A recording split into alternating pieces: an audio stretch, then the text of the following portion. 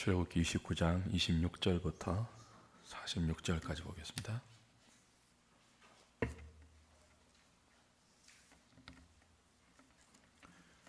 구약 127페이지입니다. 29장, 출애굽기 29장 26절부터 마지막 46절까지 제가 한 절, 여러분이 한 절 교독합니다. 너는 아론의 위임식 수양의 가슴을 가져다가 여호와 앞에 흔들어 요제를 삼으라. 이것이 내 분깃이니라.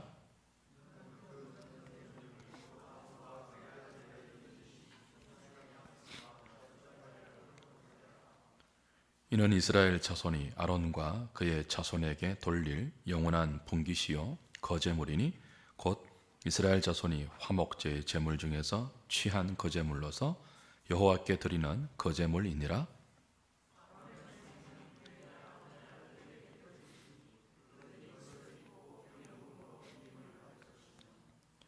그를 이어 제사장이 되는 아들이 회막에 들어가서 성소에 섬길 때에는 이레 동안 그것을 입을지니라.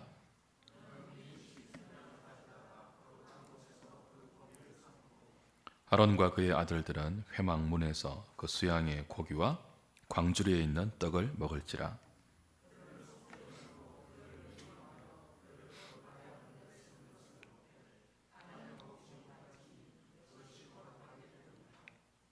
위임식 고기나 떡이 아침까지 남아있으면 그것을 불에 살을지니 이는 거룩한 즉 먹지 못할지니라.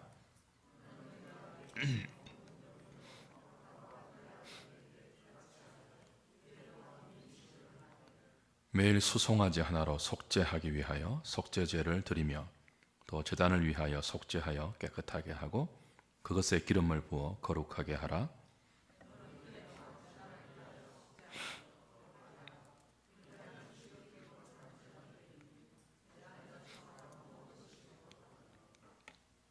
내가 제단 위에 드릴 것은 이러하니라. 매일 1년 된 어린 양 2마리니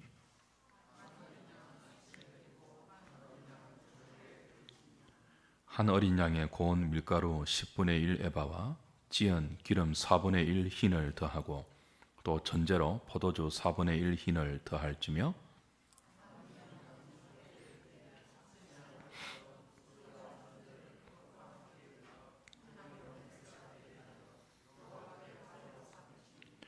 이는 너희가 대대로 여호와 앞 회막문에서 늘 드릴 번제라. 내가 거기서 너희와 만나고 내게 말하리라.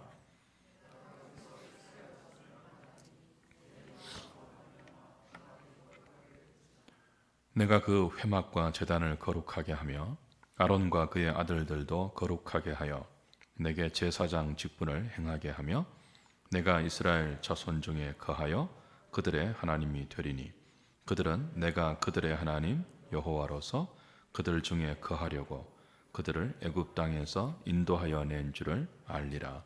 나는 그들의 하나님 여호와니라. 아멘. 지난주에 이어서 대제사장과 제사장 위임식의 절차를 계속 살피도록 하겠습니다. 지난주에 25절까지 보았는데요. 대제사장 아론을 위임할 때는 4가지의 절차를 거쳤습니다. 먼저 물로 씻어 청결하게 하고 그리고 제사장의 28장에서 쭉 거론했던 제사장의 의복을 입혔죠.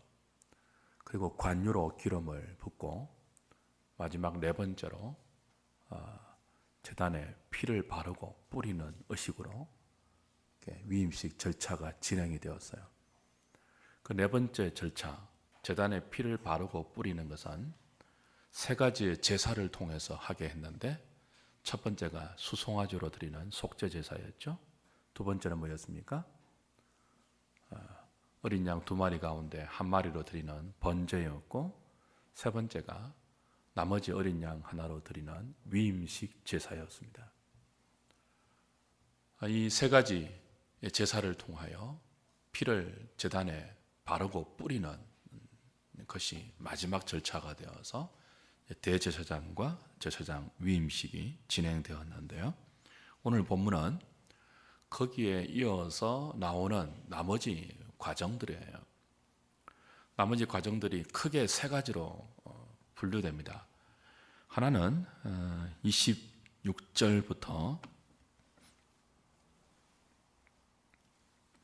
28절까지 나오는 제사장의 몫으로 하나님이 챙겨드리는 거제물이 나옵니다.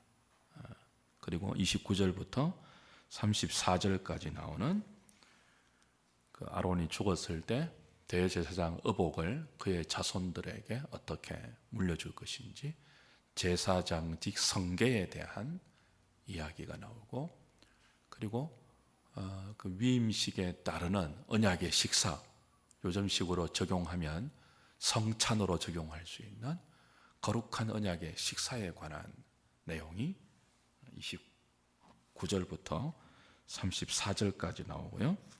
그리고 이제 오늘 우리가 집중적으로 좀 생각하려고 하는 35절부터 마지막 46절까지 나오는 이 위임식 절차가 하루 만에 끝나는 것이 아니고 며칠 동안 진행된다고요? 일주일 내내 진행이 되어요. 그 일주일 내내 진행될 때 하루에 매일 한 번씩은 수송아지로 속죄 제사를 드려야 했습니다. 그리고 매일 아침 저녁 두 번으로 상번제죠. 어린 양 두 마리로 상번제를 드리는, 일주일 내내 그렇게 하도록 했는데, 이게 좀 중요한 의미가 있어서 하나님께서 부차적으로 오늘 그 의미들을 특별히 설명해 주고 있거든요. 그걸 좀 살피려고 해요. 간단하게 26절, 27절, 28절에 나오는 위임식 수양의 가슴을 요제로 드리고, 요제로 드린다는 것은 흔들어 드리는 것을 의미해요.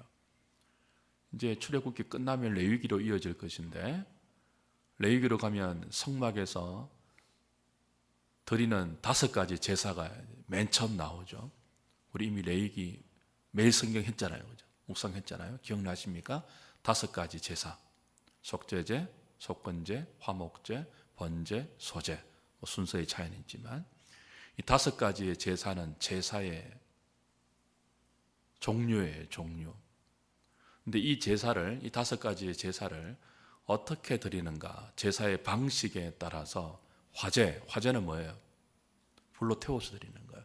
이건 제사의 종류가 아니고 제사의 방식이에요. 거제는 뭐예요? 거제. 들어서 드리는 거예요. 들어서, 제물을 들어서 하나님께 드리는 거. 그 요제가 뭐예요? 요제. 흔들어서 드리는 거예요. 그러니까 화제, 거제, 요제 뭐 이런 것들은 제사의 방식이고요.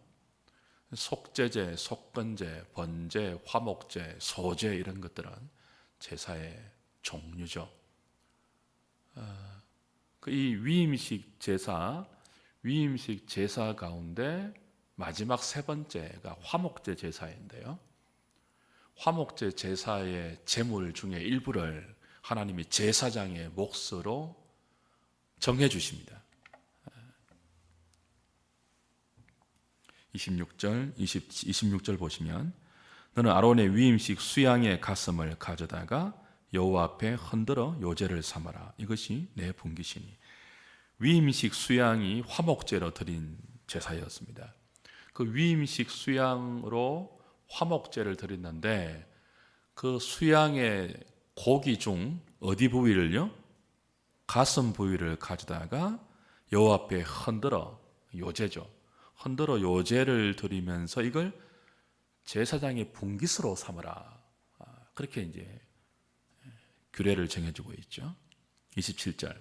너는 그 흔든 요제를 곧 아론과 그의 아들들의 위임식 수양의 가슴과 넓적다리를 거룩하게 하라. 이는 이스라엘 자손이 아론과 그의 자손들에게 돌릴 영원한 분깃이라 그랬습니다.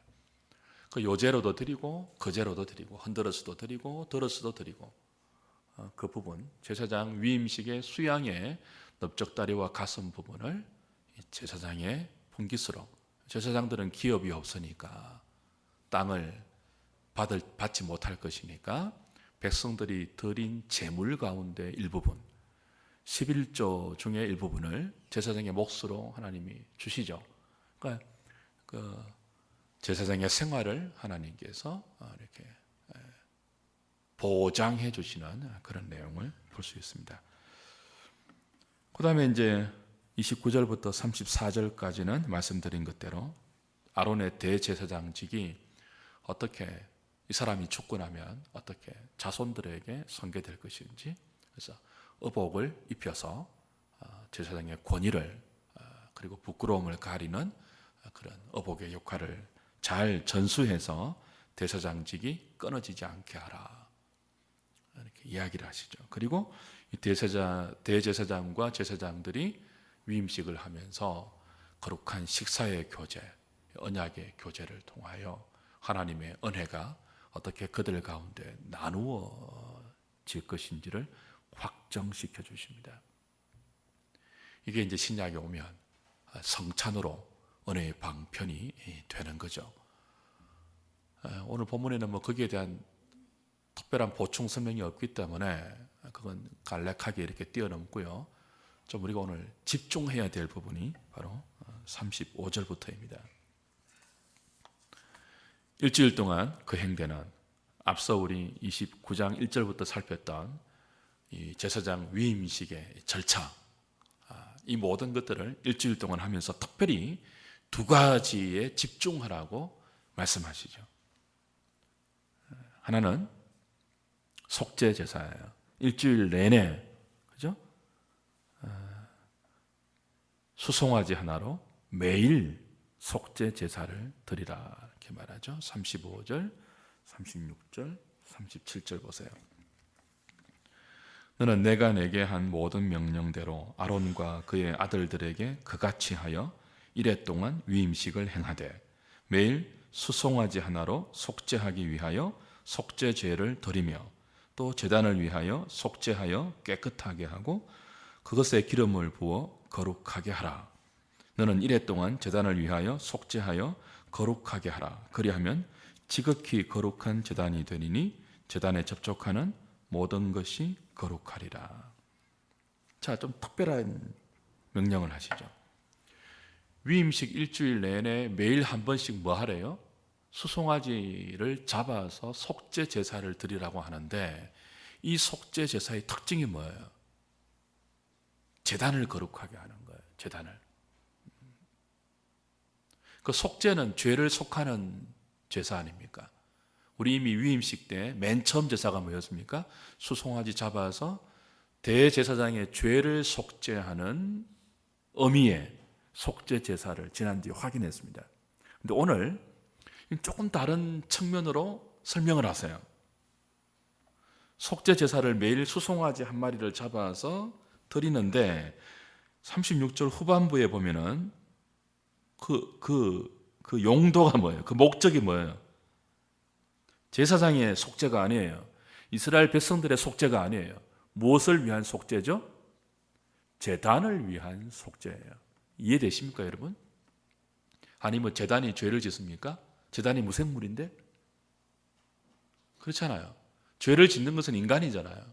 인간 대제사장이라든지 이스라엘 백성이 죄를 짓고 그 죄를 용서받기 위해서 속죄의 제사를 명하시는 것 아닙니까? 그런데 제사장 위임식의 일주일 동안은요, 특별한 속죄 제사가 있는데 이건 제단을 위한 속죄 제사입니다. 또 제단을 위하여 속죄하여 제단을 깨끗하게 하고 그것에 기름을 부어서 거룩하게 하라. 제단을 정결하게 하고 제단을 거룩하게 하기 위해서 속죄 제사를 매일 드리라는 거예요. 매일. 왜 그럴까요? 그렇게 해야 제단이 거룩하게 된대요. 37절. 너는 이레 동안 제단을 위하여 속죄하여 거룩하게 하라. 그리하면 어떻게 된다고요? 지극히 거룩한 제단이 되리니. 그다음 뭐라고 하죠? 제단에 접촉하는 모든 것이 거룩하니라. 이걸 위해서죠. 이걸 위해서.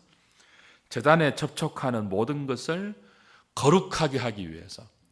제단은 무생물이지만 제단에 접촉하는 것은 인간이거든요. 인간이 부정해요. 죄를 지어요. 속죄 제사가 필요한 존재들인데 이들이 속죄 제사를 드릴 뿐 아니고 제단에 접촉하는 순간 용서받는 정도가 아니고 뭐예요? 죄를 속죄받는 정도가 아니고 뭐예요? 그 속죄 제단에, 번제단에 접촉하는 순간 거룩하게 만들기 위해서 일주일 내내 이 특별한 용도의 속죄 제사를 제사장 위임식 때 드리라는 거예요. 그러니까 대제사장과 제사장이 이스라엘 백성을 위해서 하나님께 속죄 제사를 드리는 것은 단순히 우리의 죄를 용서받기 위한 소극적인 용도만이 아니고 더 적극적으로 나아가 어떤 의미가 있다는 거죠? 거룩하게 하는 의미가 있다는 거예요. 죄 용서함과 거룩함을 잇는 주된 장소가 어디예요? 번제단이에요. 번제단. 그리고 이 번제단에서 이스라엘 백성을 대표해서 하나님께 속죄의 제사를 집례하는 장본인이 누구예요? 제사장들이죠. 그래서 이들을 위임하여 백성 앞에 공식적으로 직분을 줄 때 니네들의 사명은 이거야, 니네들이 하는 제사의 목적이 이거야 하는 것을 분명히 일주일 내내 반복해서 심어주는 거예요. 제단이 거룩해야 된다. 속죄하는 이 제단이 거룩해야 된다. 그렇게 해야 지극히 거룩한 단이 되고 거기에 접촉하는 모든 것이 거룩하게 된다는 거예요. 사랑하는 여러분, 하나님은 이스라엘의 거룩이 번제단으로부터 시작하도록 하셨습니다. 그렇죠? 제단에 접촉해야 거룩하게 되니까. 이스라엘의 거룩은 발원지가 어디라고요? 번제단이에요. 번제단. 아무리 하나님의 언약 백성이지만 살다 보면 죄를 짓잖아요. 죄를 지으면 거룩을 잃어버리잖아요. 이게 하나님 백성인지 세상 사람인지 구별이 안 되거든요. 거룩이 구별인데 구별이 안 되잖아요. 거룩을 잃어버리게 하는 게 죄란 말이에요. 그래서 거룩을 찾기 위해서는 죄를 용서받아야 되고 죄를 처리해야 되고 거룩이 우리에게 없는 것이기 때문에 거룩의 근원지이신 하나님께 거룩을 얻어야 되는데 죄를 용서받고 거룩을 빼앗아가는 죄를 용서받고 우리에게 없는 거룩을 얻어오는 장소가 번제단이에요. 그래서 이 번제단을 거룩하게 수송아지의 피로 거룩하게 늘 정결하게 하고 그 거룩함을 유지해서 거기 나오는 모든 사람들이 거기서 거룩을 회복하고 거룩을 확장시킬 수 있도록 하나님께서 이 장소를 이렇게 이 장소의 의미를 부여하고 계신 거죠.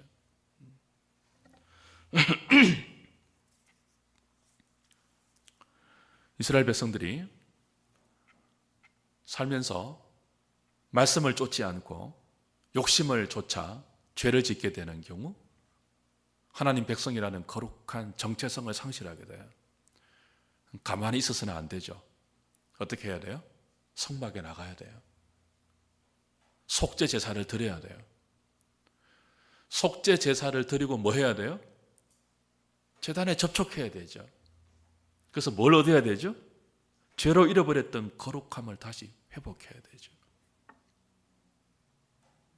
거룩을 얻는 장소, 새롭게 거룩을 회복하는 장소, 번제단인 거예요. 그 백성들이 번제단에 가면 두 가지 사실을 깨달을 수 있죠. 그 번제단에서 어떤 일이 일어납니까? 죄의 삭선 뭐예요? 사망이죠. 죄는 누가 짓는다고요? 내가 짓잖아요.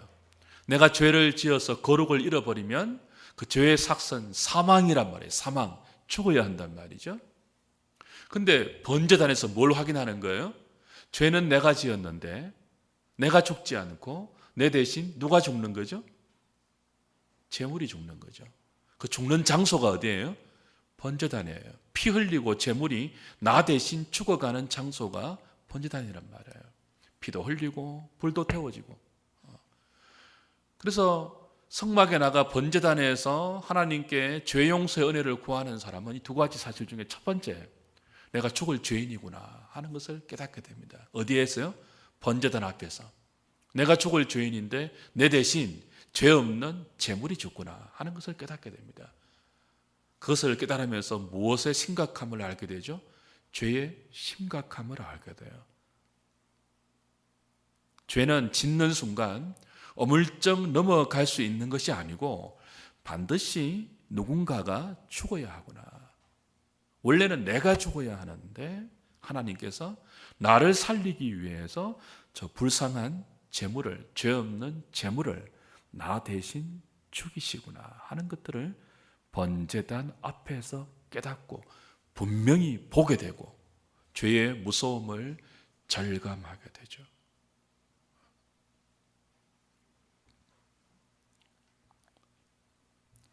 두 번째는 뭡니까?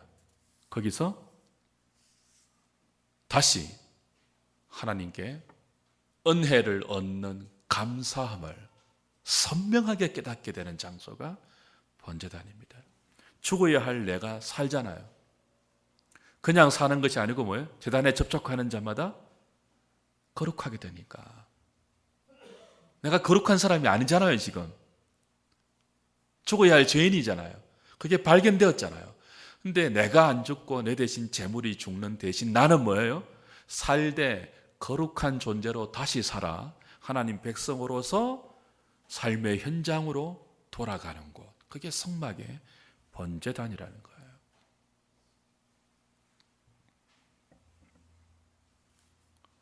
두 가지를 보죠. 죄에 대한 무서운 죽음을 보면서 애통의 눈물,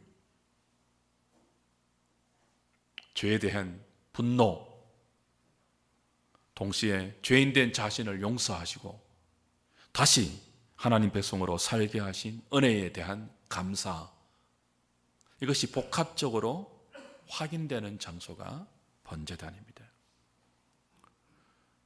신약 시대의 번제단이 어디입니까? 이제 우리는 번제단으로 가지 않잖아요. 그리스도의 십자가죠. 하나님 백성들이 살면서 죄를 짓고 구별된 거룩한 삶을 잃어버리고 은혜에 대한 감격과 죄에 대한 애통함을 다 잃어버리고 이게 신자인지 불신자인지 구별이 안 되는, 자기가 생각해도 자기가 볼 때 정말 자기가, 그죠? 이 한심스러운, 하나님 백성으로서 한심스러운 그런 자기 삶의 실존을 깨닫게 되면 어디로 가야 돼요? 즉시 구약의 번제단이었던 그리스도의 십자가 앞으로 나아가야 되죠. 왜냐하면 거기서만 우리의 거룩함이 회복될 수 있기 때문에 그래요. 십자가 밑에 나아가 죽어야 할 죄인된 나 대신 죄 없는 하나님의 아들이 내 죄를 다 짊어지시고 하나님의 진노 가운데 죽임당한, 하나님의 아들을 죽게 만든 나의 죄의 처참함을 십자가 아래에서 다시 확인하셔야 돼요. 그래서 십자가 밑에 나가면 가난한 마음이 됩니다. 신자의 첫 번째 스텝이 뭐라고 했죠? 가난한 마음이거든요. 팔복 중에 심령이 가난한 자는 복이 있나니 천국이 저희 것입니다. 천국이, 하나님의 통치가 우리 가운데 임하는 첫 번째 스텝이 마음이 가난해지는 거예요. 언제 마음이 가난해지는지 아십니까? 십자가 밑에 나갈 때입니다. 십자가 밑에 나갈 때. 십자가 밑에 나가 내가 죽을 죄인이라는 사실을 선명하게 확인할 때, 내 죄가 하나님의 아들을 내 대신 죽게 만든 장본인이라는 것을 분명히 깨닫게 될 때 우리 가난한 마음이 돼요. 가난한 마음이 됩니다. 십자가 밑에서 우리는 비로소 죄에 대해서 애통한 마음을 가지게 되죠.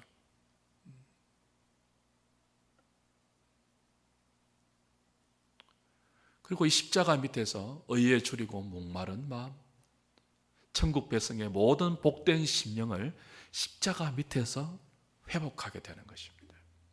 십자가 밑에서 나 같은 죄인을 다시 살게 하신 구원의 은혜를 감격 가운데, 감사 가운데 확인받게 되는 거죠. 항상 기뻐하라, 쉬지 말고 기도하라, 범사에 감사하라고 했지 않습니까? 이것이 그리스도 예수 안에서 너희를 향하신 하나님의 뜻이라고 했는데 왜 우리의 삶에 감사가 사라지죠? 왜 기쁨이 사라지고 기도가 사라지죠? 십자가 밑에 나아가지 않아서 그래요.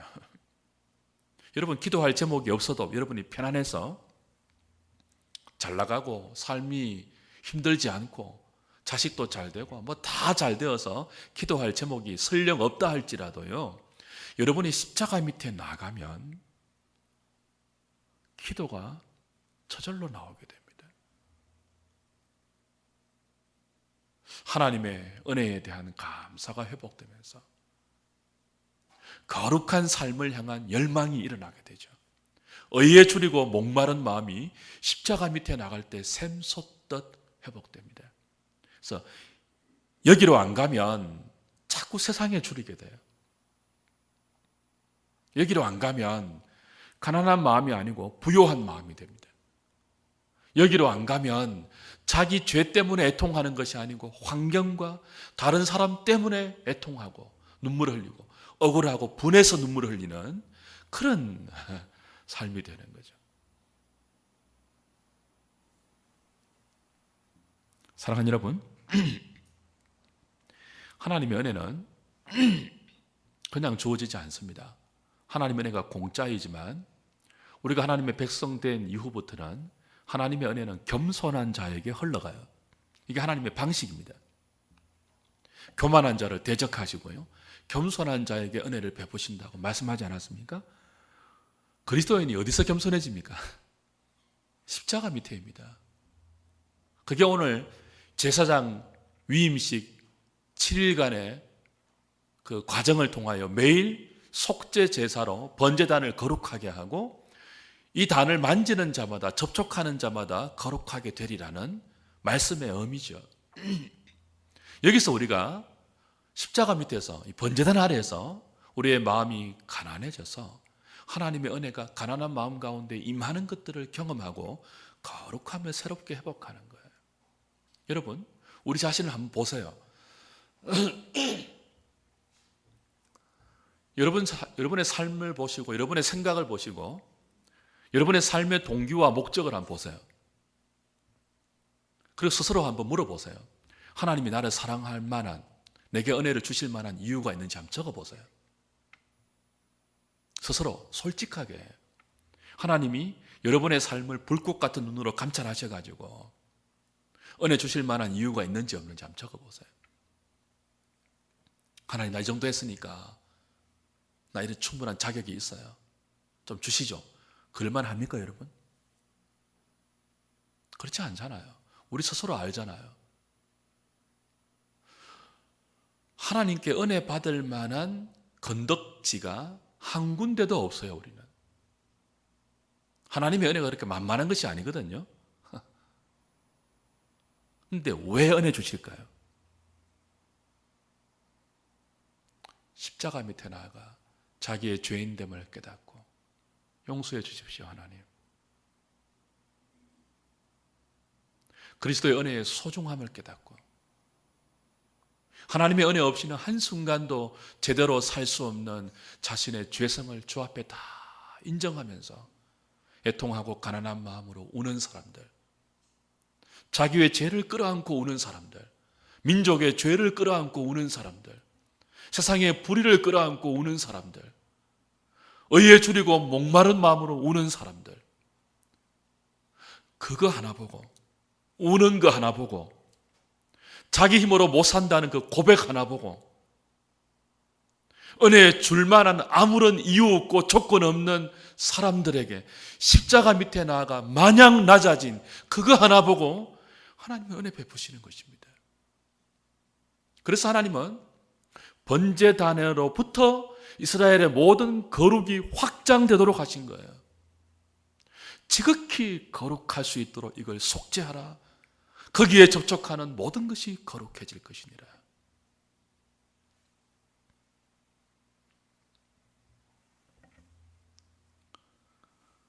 왜 교회가, 그리고 하나님 백성들이 그리스도의 십자가를 사랑해야 하는지 오늘 본문이 잘 보여주죠. 이 십자가 밑에 서지 않는 이상 하나님의 은혜를 경험할 수 있는 다른 방도가 없어요. 왜 교회가 십자가만 자랑해야 하죠? 왜 우리가 십자가만 붙들어야 되죠? 하나님의 은혜가 우리에게 전달되는 채널이 이거 외에는 없기 때문에 그래요. 내가 곧 길이고 진리고 생명이니 나로 말미암지 않고는 아버지께로 올 자가 없다, 갈 자로 없다. 그리스도로 말미암아 하나님께로 가는 유일한 채널이 십자가 아닙니까? 그게 구약의 번제단이거든요. 그걸 보여주는 장소가 성막이잖아요. 우리 지금 그걸 보고 있잖아요. 그걸 위해 존재하는 사람들이 제사장이거든요.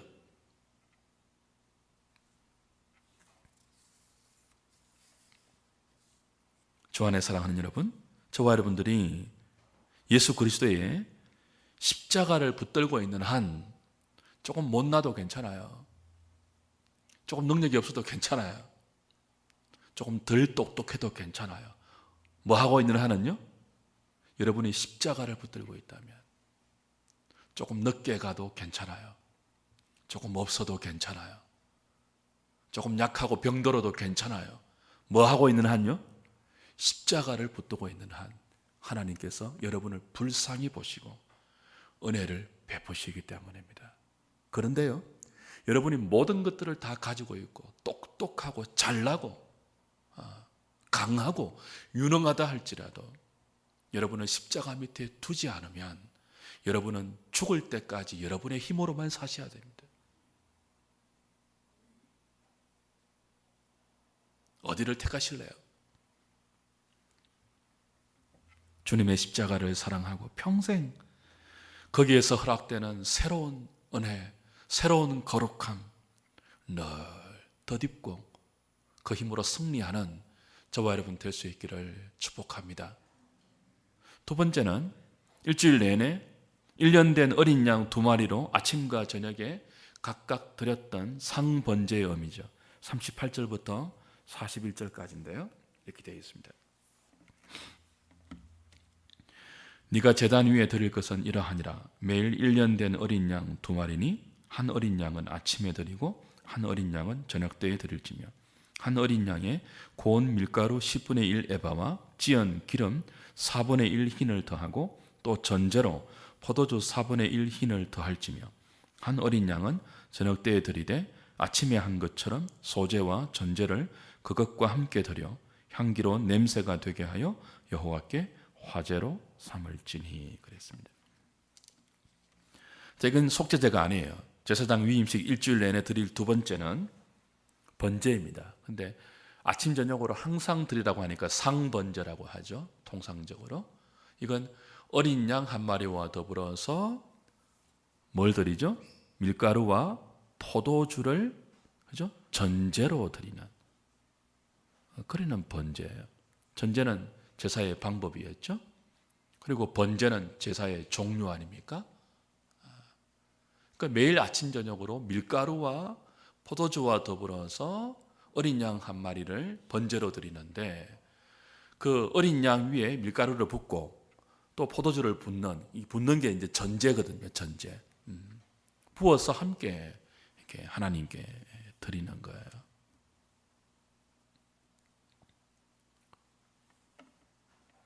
전제는 이제 부어서 함께 태우는 거죠. 그러니까 전제와 화제가 함께 이제 상번제로 하나님께 올라갔습니다. 이게 하나님께 향기로운 냄새가 된다 그랬습니다.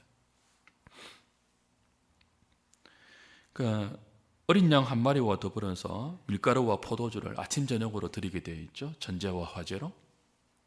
그러니까 밀가루와 포도주는 이스라엘 백성의 주식입니다. 주식. 요즘 우리말로 하면 밥과 국이에요. 그러니까 매일 아침 저녁으로 제사장은 어린 양과 더불어서 일상을, 우리의 주식을 하나님께 맡기는 헌신의 제사를 드려야 한다는 거죠. 제사장도 그렇고 이스라엘 백성도 그렇고 저와 여러분도 그래요. 우리가 다 왕같은 제사장이니까. 하나님 백성은요, 우리 이제 주일날 보는 야고보서 마지막에 가면 확인할 거예요. 하나님 백성은요 1년을 사는 사람들 아닙니다. 하루를 사는 사람들, 하나님 하루를 사는 사람들. 그래서 야고보가 그러죠. 뭐 내년 계획하고 장사하는 사람이 뭐 더 이렇게 계획하는 거, 그 다 헛된 것이다 이야기하잖아요. 계획하고 살지 말라, 살라 이 뜻이 아니고 하루를 우선적으로 하나님의 뜻대로 사셔야 돼요. 그게 제사장이거든요. 그 하루의 주식, 밀가루와 포도주 없잖아요. 제사장은 자기의 분깃이 없잖아요. 하나님이 안 주시면 그걸 하나님께 맡기는 거예요. 매일 아침 저녁으로 뭘 먹고 살까, 뭘 입고 살까, 뭘 마시고 살까, 그거 염려하는 한 제사장의 사명을 못 하거든, 못 감당하거든요. 내일 뭐 먹고 살지 이거? 어떻게 목사가 되겠습니까? 그렇게 해가지고, 그렇죠? 그리스도인이 그 염려에 사로잡히면 하나님께서 맡기신 성도의 사명을 감당 못 하거든요. 그걸 매일 아침 저녁으로 믿음으로 맡기는 거예요. 어린 양과 더불어서 그리스도에게 맡기는 거예요. 그래야 먹고 사는 것 때문에 비굴해지지 않을 수 있습니다. 그래야 먹고 사는 것 때문에 염려에 침몰되지 않을 수 있습니다. 인간이 약해가지고요, 아침 저녁으로 이거 안 맡기면요 사로잡힌다니까요. 여러분이 아이고 내년에 뭐하고 살지, 노후에 어떻게 살지 생각하면 답 없잖아요 우리. 그죠? 그 하나님께 맡기는 거예요. 매일 아침 저녁으로. 그래서 비굴해지지 않게 하는 것입니다. 제사장이 먹는 것 때문에 비굴해지면 그가 집례하는 모든 제사는 타락하게 되어 있습니다. 제사장이 먹는 것 때문에 염려하면 그는 먹는 것의 유혹에 넘어가 검은 돈 받게 될 것입니다.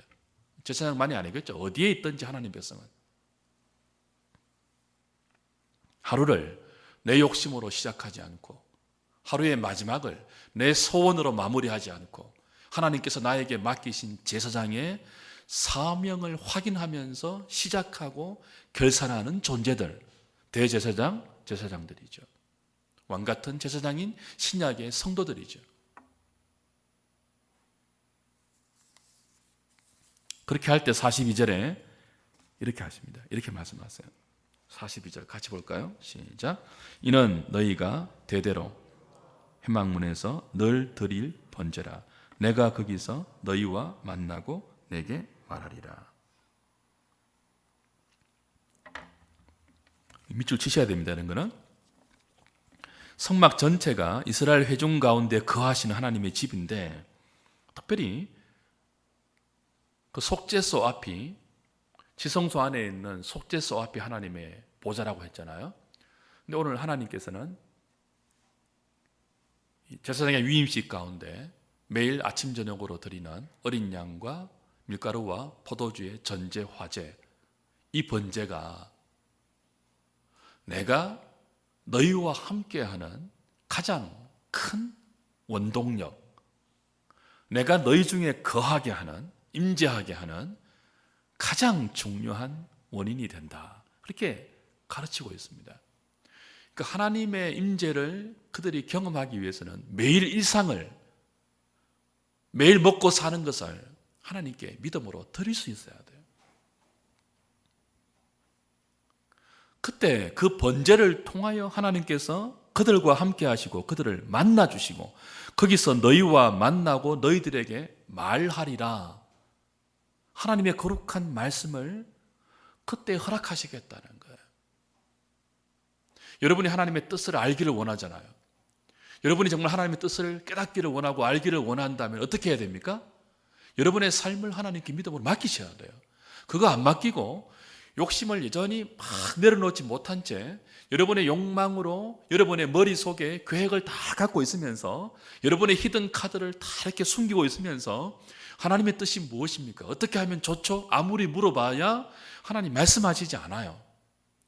여러분의 일상을 어린 양과 더불어서 여러분의 밀가루, 여러분의 포도주, 먹고 마시고 입고 살아가는 모든 것들을 매일 아침 저녁으로 믿음으로 하나님께 위탁하고 내어드릴 때 하나님께서 거기서 너희들과 만나고 말씀해 주시겠대요.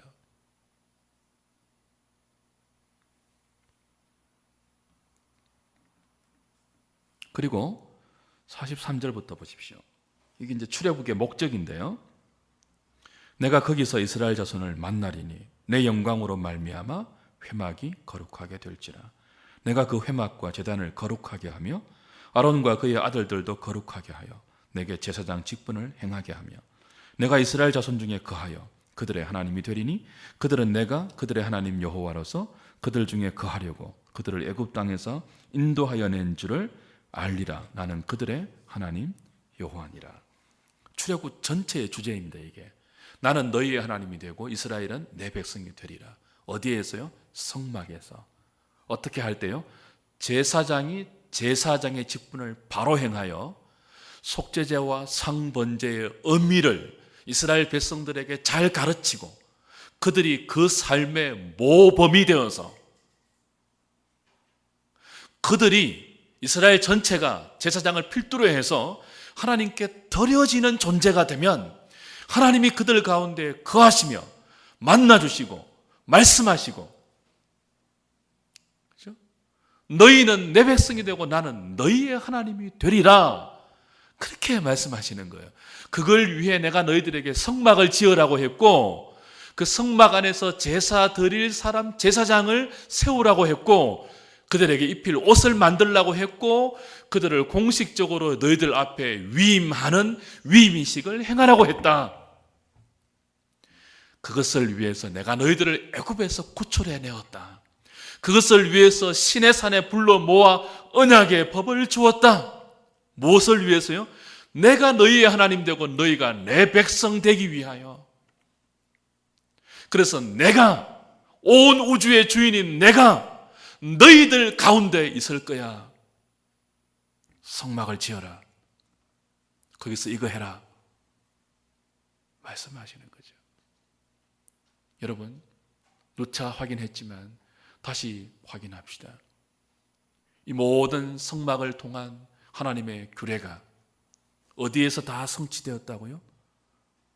말씀이 육신이 되어 우리 가운데 거하신, 성막으로 오신, 우리가 그를 보니 은혜와 진리가 충만하더라고 하신 성전으로 오신 그리스도, 너희가 눈에 보이는 이 성전을 헐라 내가 사흘 만에 다시 지으리라, 그 육체를 가리켜 말씀하신 성전으로 오신 그리스도, 성막으로 오신 그리스도, 그리고 그리스도를 믿는 모든 자 안에 거처를 삼아 임마누엘이 되셔서 이제 우리를 성전으로 세워가시는 그리스도. 그래서 뭐 하시는 거예요?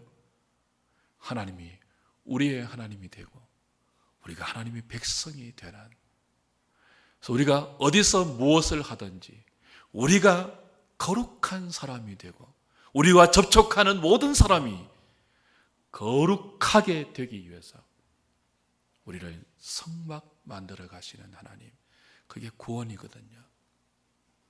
여러분 보고 더 잘 먹고 건강하고 잘 살라고 부른 정도가 아니고 여러분이 하나님의 처소가 되기 위하여, 하나님이 거하실 처소로 함께 지어져 가기 위하여 그리스도가 성전으로 오셔서 여러분을 위해 죽으시고 부활하셔서 이 구원의 일을 하나님의 열심으로 행하고 계신 것입니다. 그러니 그리스도를 믿고 그분의 십자가 밑에 매 순간 나아가 거룩하게 되기를 힘쓰십시오. 은혜 얻기를 힘쓰십시오. 거기 나아가 여러분의 일상을 하나님께 맡기는 믿음의 훈련을 하십시오. 그거 안 하면 다른 데 붙잡히는 거예요. 오늘 저와 여러분들이 이런 하나님의 은혜 가운데 성전으로 부름받고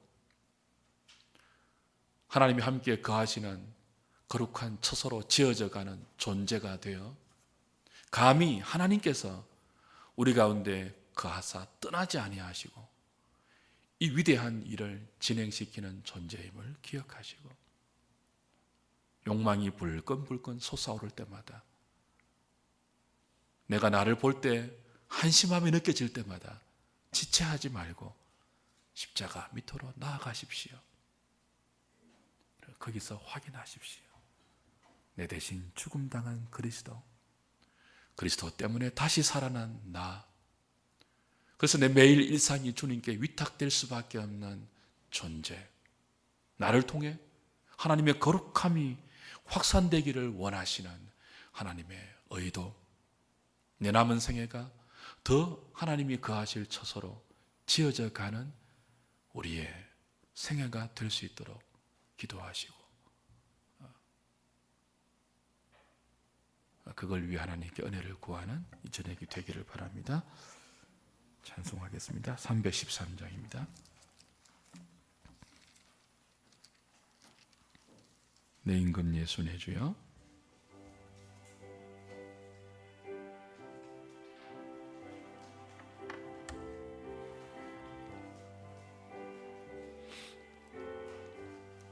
내 임금 예수 내 주여, 이 죄인이 주님 앞에 한없는 은혜 받고서 내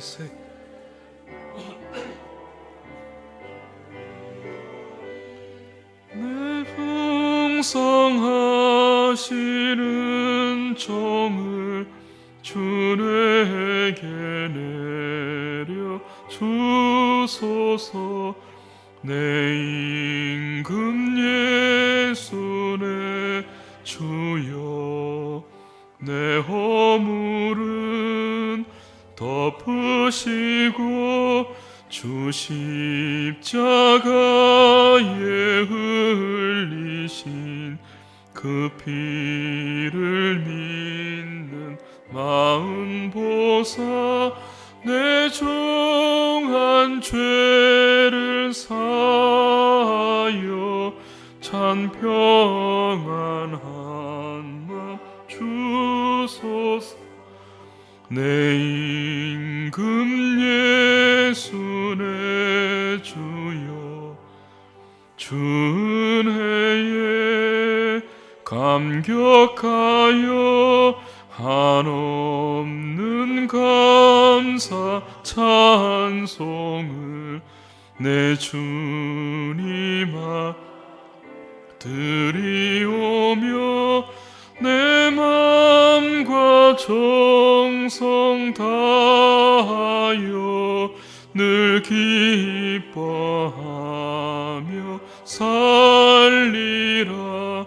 내 임금 예수 내 주여, 이 마음과 이 천한 몸 그 보배 피로 값주고 주 친히 사신 것이오니 나 이제 사나 죽으나 주 뜻만 따라 살